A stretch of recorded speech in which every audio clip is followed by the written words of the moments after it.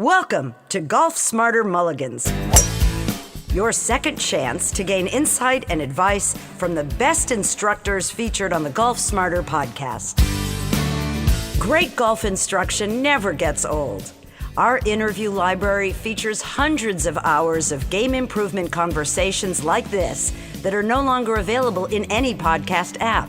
The industry R&D guys will go design a 6-iron, and they'll test it, and they'll tweak it, and they'll test it, and they'll tweak it. When they have that 6-iron really doing what they're after, the conventional wisdom is the matched set of irons all has to look just alike. Well, the difference between a 6-iron at 27 or 28, 29 degrees and a pitching wedge, or what I call a P club in today's set, which is a 44 to 45, 6 degree golf club, this is 17, 16, 15 degrees difference. That's the difference between a 6-iron and a driver. Nobody would ask for their 3-iron even to look like their 6-iron. Why would your pitching wedge and 9-iron look like a 6-iron? They're totally different golf clubs. They're used a totally different way. And so we broke out of this idea and said, realistically, rather than my pitching wedge and 9-iron match my 6-iron, they really ought to match my wedges. These are scoring clubs too. With another interview from the archives of Golf Smarter, here's your host, Fred Green. Welcome back to Golf Smarter. Terry, gosh, it's been a long time. How are you? I'm doing just fine. We've been busy as we can be, totally reinventing the short end of the set, but it's a pretty exciting adventure that we're on here. Well, tell me more about it. So let's establish, it's been a long time since you were on. We spent a lot of time on Golf Smarter tips together, but let's talk about, what, which was originally Eidolon Golf, now has evolved, and it's all about the short game, and that's why I've had so much fun talking to you, because you've improved my short game so much. Let's give a little history first. Well, we started Eidolon Golf in 2004, building a line of wedges around our patented V-sole. And the V-sole is a design I came up with that combines a high bounce and a low bounce into each wedge, specific to each loft, so that you can handle tight lies, you can handle fluffy lies, you can handle firm turf, soft turf, any kind of swing. And it really departed from the industry norm that you have to match the bounce to the type of turf or the type of swing. And my challenge with that, my problem with that logic has always been, I don't know what kind of turf my next wedge shot's going to be hit from, so how do I buy a wedge with the right bounce? That's always baffled me, and like people say, I bring different clubs with me depending on where I'm playing. It's like, how would you know in advance?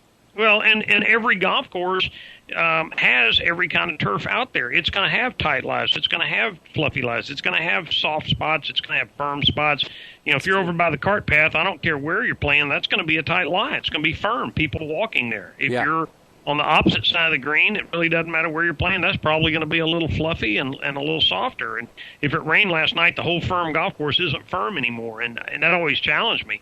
The other thing that was really the impetus behind this design is the guidance that the rest of the wedge industry gives, and they talk about sweepers and sliders and diggers, and essentially, if you have a shallow swing path, you need a low bounce. If you have a steep swing path, you need a high bounce. Well, my challenge there is, on the good player end of the spectrum, I vary my swing path based on the kind of shot I'm trying to hit. Am I trying to knock it down? Am I trying to flop it? What am I doing with this shot? I'm going to vary my swing path intentionally to be able to hit the shot that I want to hit. On the other end of the spectrum, I'm a 16 handicapper, and I really don't have a clue what my swing path is going to be from shot to shot. That's why I'm an M16. So, I don't have any consistency. How do I fit that? Right. That's my challenge. So that's where we came from with the V-sole. We developed our own shafts. We developed a custom fitting option. And the Eidolon line gathered a real loyal following. People that played our golf clubs, small brand, niche brand, but people that played our wedges just raved about them. And that's evidenced by the fact that we always sold them with a 100% money-back guarantee, and our historic return rate from 2004 through this year was under 1%. But our repeat customer rate was 80%. So that tells you you're doing the right thing.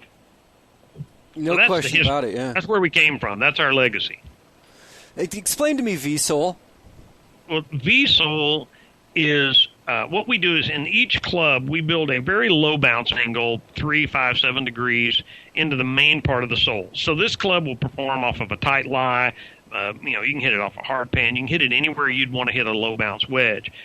But in a departure from the industry, and our patented technology is then in the first quarter inch from the leading edge back, we put a very aggressive bounce in that quarter inch, 18 degrees, 25 degrees, 30 degrees, very aggressive angle, so that you can never dig that leading edge in if the turf gets a little softer, and that the combination of these two let that club act like a high bounce wedge when you need one. I mean, it's not something you have to think about. It's not something you have to really practice a lot with. It's just when you walk up to your wedge shot, this sole will not get in the way of your talent, but it will provide a measure of forgiveness off of any kind of lie that no other wedge can provide.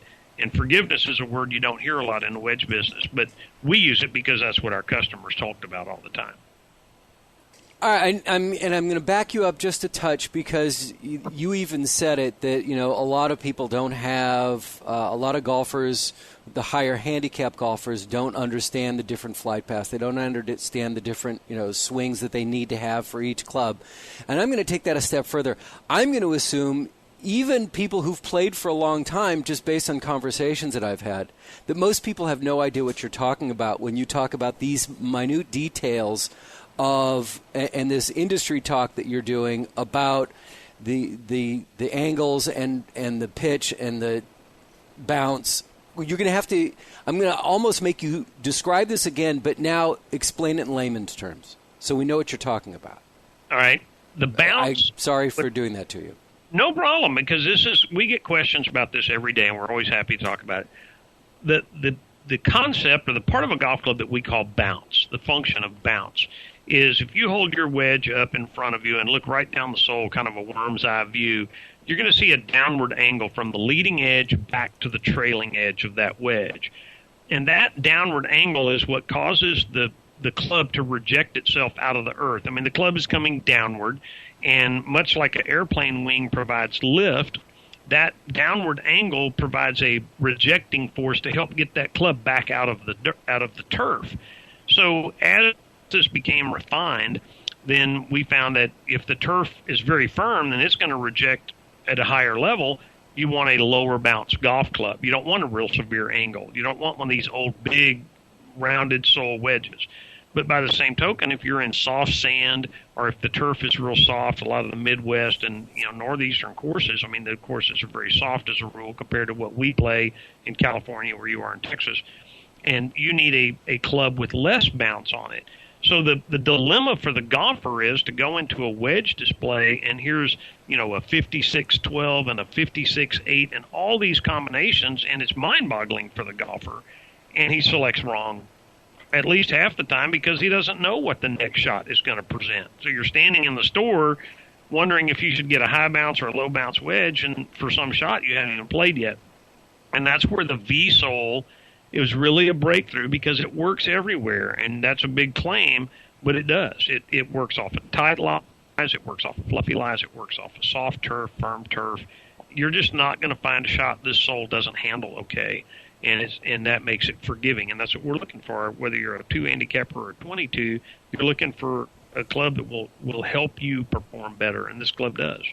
I recently had a bunker shot that I said, oh, shoot, I didn't mean to be in the bunker, and I'd hit my 60-degree, and so I was still holding my 60-degree club. And I said, I don't have my sand wedge.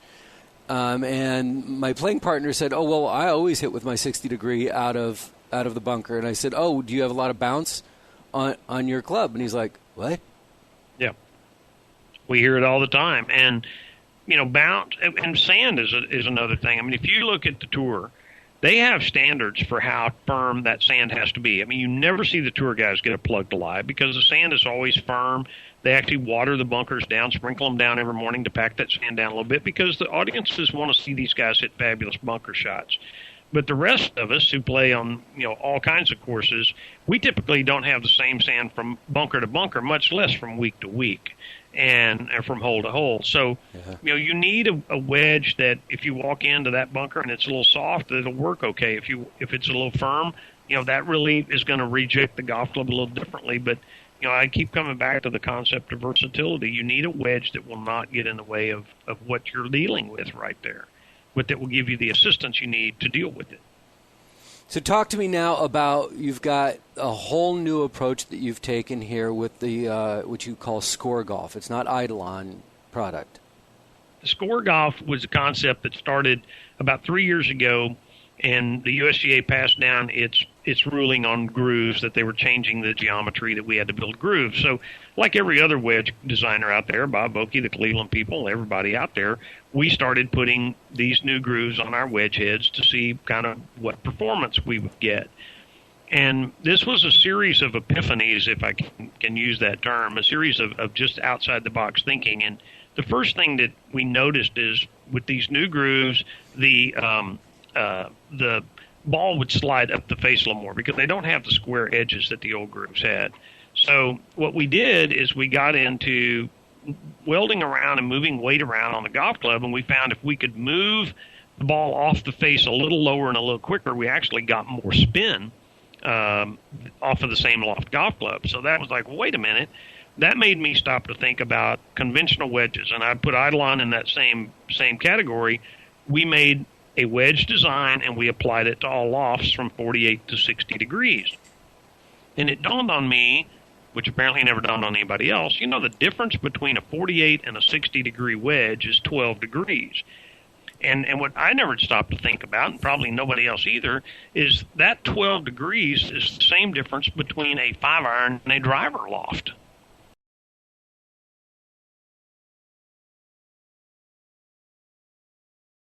And the 48 to 60 in your iron, in your wedges is the equivalent of having what, and what? Well, I mean, a pitch, gap, sand, and lob. So you have 4 wedges, let's say, that all look exactly alike, but they're 12 degrees difference in the loft. So if you think about the way we build golf clubs, a driver is designed to produce a certain performance off of those kind of conditions. It's sitting on a tee, and it's got a big, deep face. And then you have a 3 and a 4 and a 5 wood that have different size heads and to match up with the loft. Then you have these new things called hybrids that we found in that 19 to 25 degree range, and some people even up into 26 or 7 degrees. This hybrid club head delivers a lot better performance than an iron design. And so, which kind of led to the second epiphany and outside-the-box aha moment is in our set of irons, and the way this industry designs irons is the industry R&D guys will go design a 6-iron, and they'll test it, and they'll tweak it, they'll test it, and they'll tweak it. When they have that 6-iron really doing what they're after, then the conventional wisdom is the matched set of irons all has to look just alike. Well, the difference between a 6-iron at 27 or 28, 29 degrees and a pitching wedge, or what I call a P club in today's set, which is a 44 to 45, 6-degree golf club, this is 17, 16, 15 degrees difference. That's the difference between a 6-iron and a driver. So nobody would ask for their 3-iron even to look like their 6-iron. Why would your pitching wedge and 9-iron look like a 6-iron? They're totally different, golf clubs. They're used a totally different way. And so we broke out of this idea and said, realistically, rather than my pitching wedge and 9-iron match my 6-iron, they really ought to match my wedges. These are scoring clubs too. These are high loft golf clubs. So we did a lot of testing, and we came up with this idea and results-driven idea that clubs over 40 degrees are a different animal. And you don't need a real low center of gravity, and you don't want a thin face because that leads to inconsistent distance control. Most golfers hit their short irons way too high because of this kind of weighting. That's 6-iron weighting applied to a pitching wedge or a 9-iron.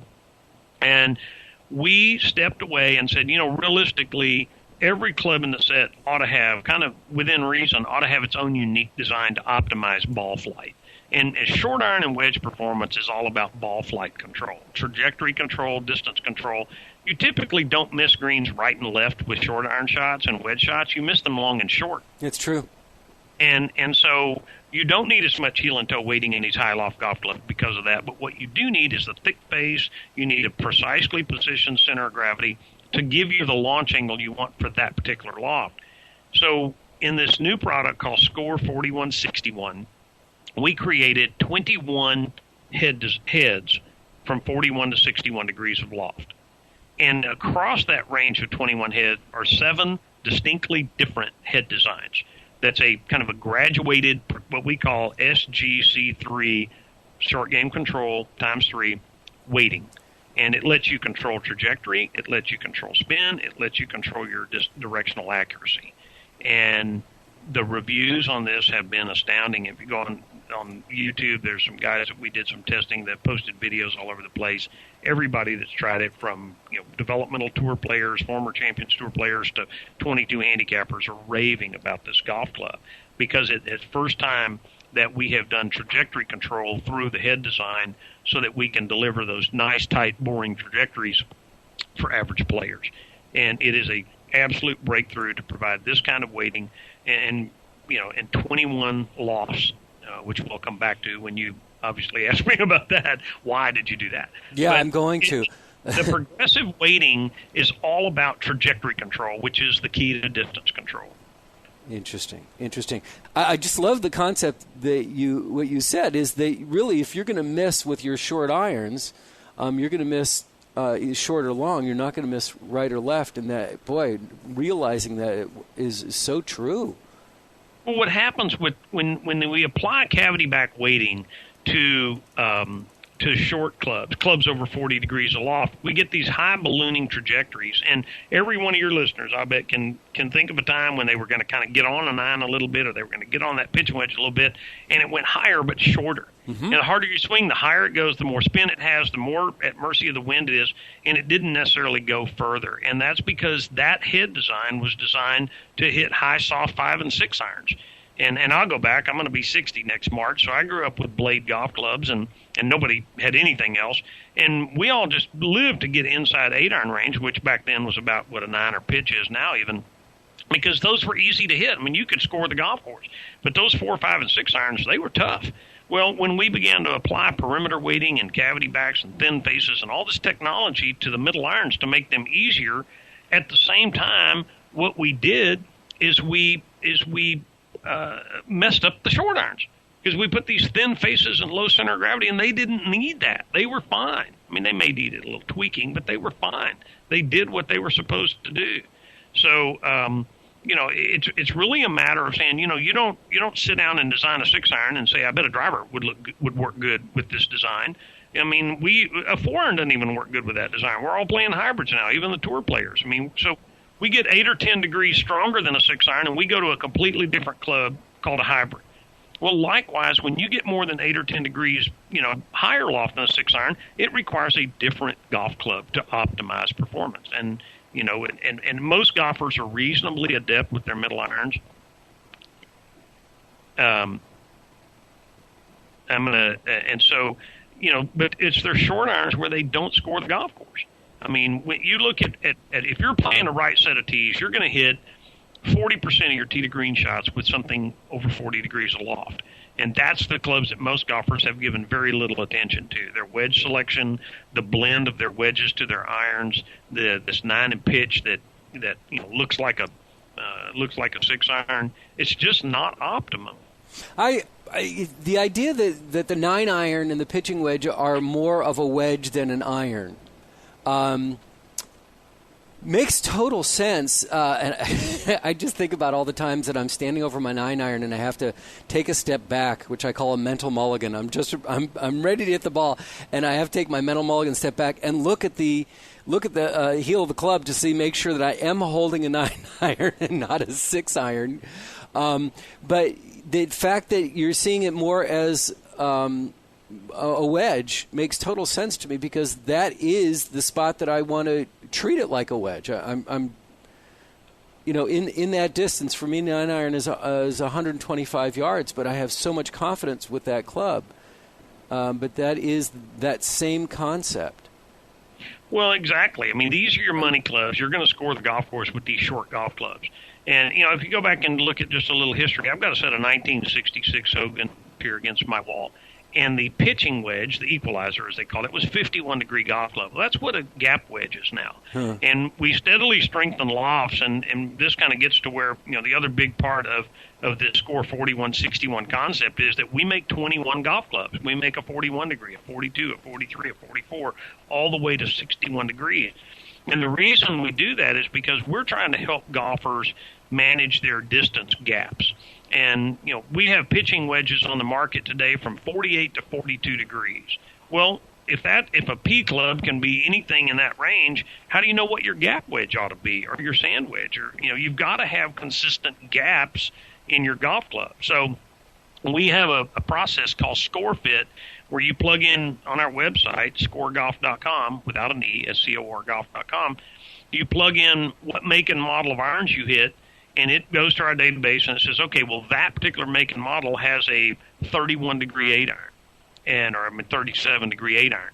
And it will then say, so your optimum mix from a 9 through your highest wedge would be 4-degree increments. So you'd have a 41, 45, 49, 53, 57. That would give you optimum. That's a starting point to get your optimum distance gaps. But your buddy over here, he's playing a different iron, and he's got a 39-degree 8-iron. Well, his optimum mix is probably going to be something like 43, 47, 51, 55, 59. So what happens is that you have you have the ability to get exactly the right prescription for your set to blend to your irons to give you consistent full swing distance gaps.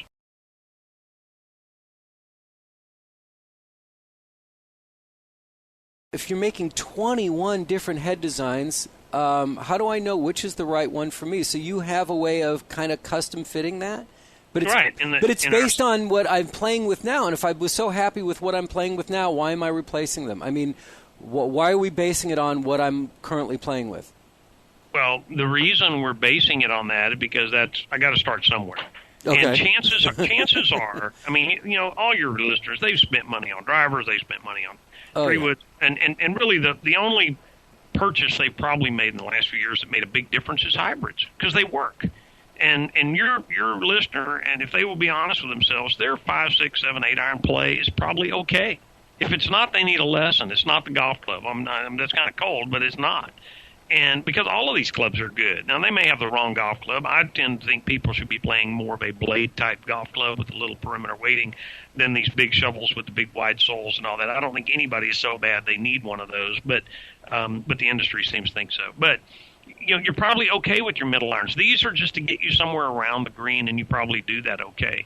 But where you're not scoring the golf course is with your short clubs. You have the wrong selection of wedges. You got a 9 and a pitch that don't give you optimum ball flight and consistent distance. And if you will focus an investment on the short end of your set and you will blend them to that, your scores will come down, way down. And then if you want to go back later and replace your middle irons, you can do that, but that's really not where you're going to beat the golf course. I mean, I don't care whether you're a tour player. These guys are not beating up these courses with 5, 6, and 7 irons.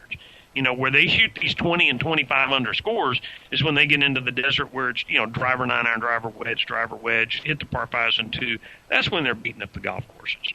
Mm-hmm. And by the same token, if you're a 90 shooter, your key to get in the mid-80s is a better short game. It's not better driving. It's not better middle iron play. It's a better short game. Absolutely. 100%.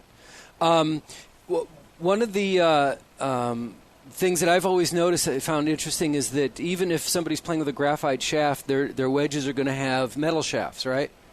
What about, you said you commented something about your breakthrough shafts. What do you do differently with your shafts?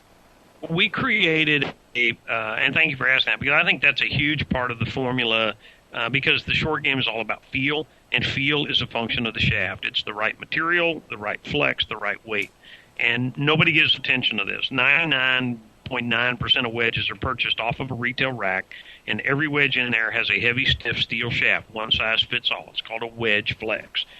Well, that's an absurd concept that, the tour player, the young guy that hits 9 iron 160 needs the same wedge shaft that the senior guy who is carrying graphite shafted irons and hits a 9 iron 105. So what we did is we created a family of shafts we brand named Genius. And there's 3 shafts in the line. The Genius 12 is our standard weight steel shaft. It's a nice blend for any golfers that are playing dynamic gold or rifles or any of the standard weight steel shaft. The weight is going to blend with those. But this shaft was engineered with Kim Braley of KBS to be a little firmer in the tip and a little softer overall. So it's got some movement in it to give you the feel on the less than full shots. and we make that shaft in a regular and a firm plus flex, so we can fit anybody that plays standard weight steel. From there, we come down and we tested a lot of lightweight steel. We didn't find the feel qualities, so we worked with UST Mamiya, a wonderful graphite company out of Fort Worth, and we developed 2 graphite shafts, a Genius 7, which is a mid-70s gram graphite. It's a great blend to all the graphite shafted irons out there. It give you within a few grams of the same weight of your middle irons.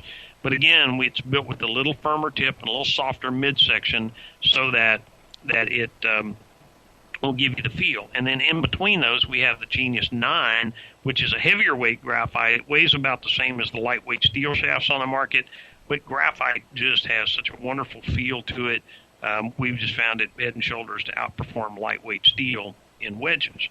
And then, so that's 3 shaft options where we can match the weight and blend to what I call a seamless transition to your iron. So you leave your 8 iron and you go to the scores, or you leave your 9 iron and go to the scores, you're going to have a seamless weight transition. So the feel is going to be the same. But then within your set of Score 4161 wedges and short irons, all of these shafts are going to be frequency matched to be the same. So your 9 iron feels like your gap wedge. And when you take a little off that 9, it's the same feeling of taking a little off that sand wedge or off that gap wedge shot.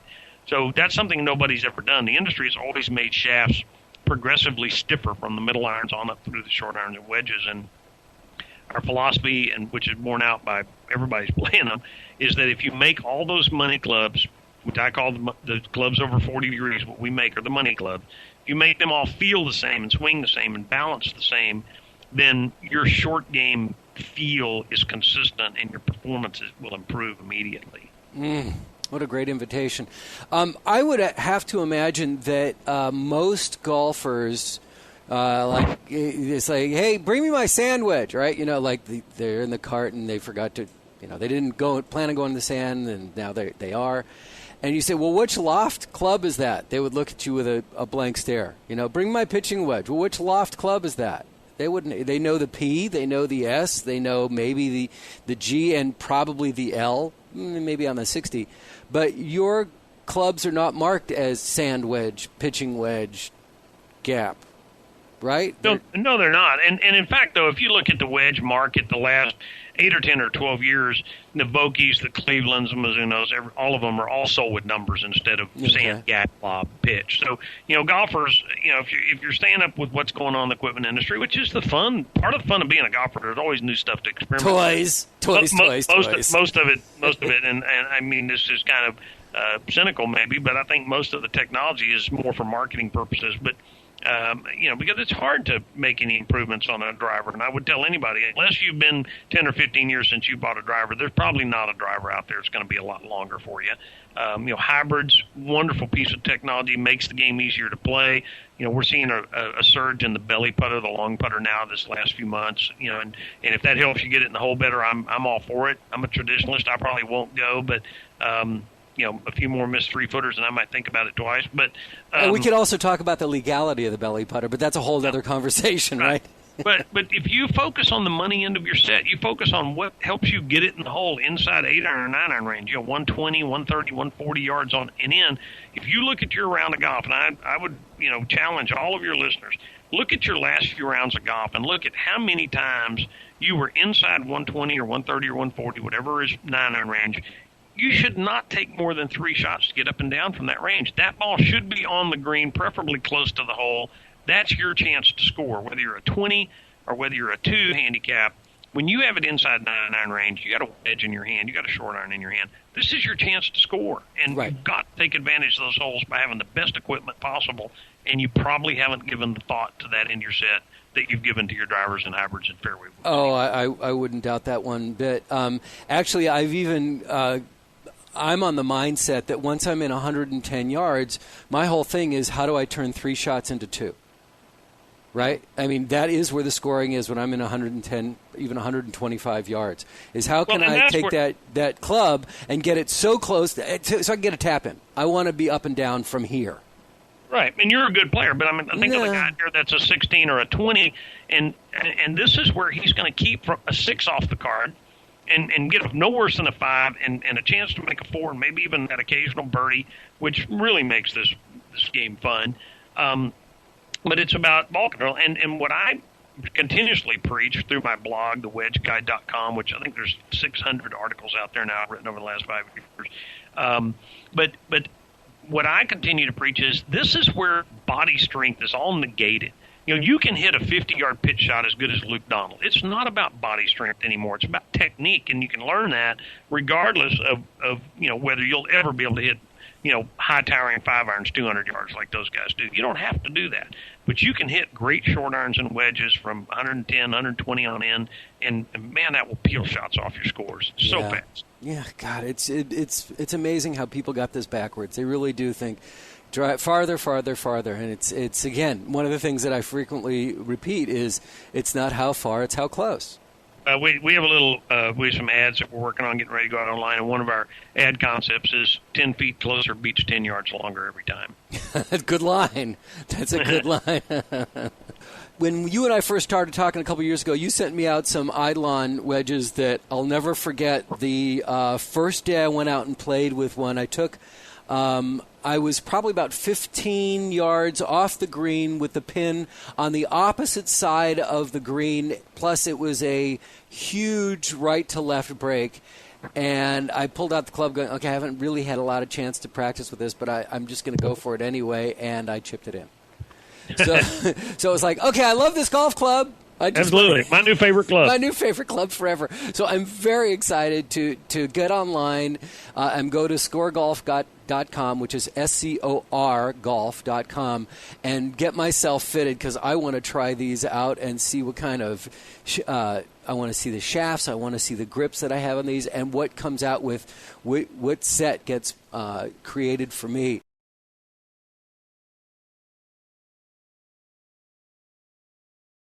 Going back and listening to some of the shows we did with Terry, and he has some of the more amazing tips for your short game that we've ever had as well. And I'll never forget my favorite one, and I still use to this day, Terry, is when you're setting up to address the ball with your short irons, look at the front part of the ball. It's been one of our more popular ones, and I help so many players with that because it's just so simple, and it makes, as you found, it makes your contact so much crisper. It adds a little spin to your short shots. It's really an easy tip that you don't have to think about. And to me, once I got that concept of aiming to the front of the ball, all of a sudden, for the first time in my golfing career, I was getting divots that were making sense. Divots from after hitting the ball, not from before hitting the ball. By the way, that's also a very good tip in putting. Oh. It helps you finish through the putt. If you'll focus on that front edge of the ball, the side toward the hole, and you stroke that putt, it lets you keep your head down. All of us have a problem staying down on our putt. But if you try to see the face of that club hit that forward edge of that ball, then the ball's gone and off the putter before it does that, and it helps you stay down that fraction of a second longer. That can make a big difference. Wow. It reminds me, Stan Utley on the show not long ago said that most golfers, when they top the ball, and then it just kind of rolls for a little long, and they're very frustrated. And he says they're doing exactly what they were aiming at. They were aiming at the top of the ball, not below the ball. It's like, exactly. What a concept. Exactly. It's amazing. Well, thank you again for coming on, visiting once again. Best of luck with Score Golf. And I guess you got the upcoming the PGA Tour show coming up in January of 12. Are you guys going to be making a big splash there? Well, we'll be there exhibiting and showing we have a wonderful fitting system for PGA professionals, and we have that we're just now getting out there, and we got retail stores and international people all showing a lot of interest. And this is going to be one of the big stories in equipment in 2012. I mean, we're at the tail end of the season. This is all kind of preparation time, and this is really a 2012 product. But all the golf writers and everybody and you can see on our media page we're getting a lot of reviews on the Golf Club, and they're all just overwhelmingly positive. This is a game changer. This is a different kind of product, much like hybrids was a very different kind of product that really works, regardless of your skill level. Well, our relationship is long enough to know that I can honestly say I think of you as a heretic, and this is more proof of that being true. And that's on many different topics. But this one is definitely true, and you probably have lost a lot of friends in the golf industry because you're going to have an impact on them. Well, I had a golf writer ask me, say, well, okay, Terry, this is the most logical thing we've ever heard. Why has nobody else ever done this? And it's logical. I said, because to do this, I mean, we're discontinuing the Eidolon line because they're antiquated. And you have to be willing to say, I just developed a product that antiquates everything I've ever done. Wow. And we had the gumption to do that. I don't see the big companies, they got a lot to lose, and you can't steal second with your foot on first, as they say. And we know this is the most developed, advanced scoring club technology ever introduced. It's a complete package. Nobody's ever done this much to your money clubs, and that's why we guarantee them. You buy these clubs, you try them, you don't like them, we give you 100% of your money back. We have yet to get a setback. Well, there you go. Terry, great to talk to you. Thanks so much for coming back. Well, thanks a lot, Fred. I always enjoy it.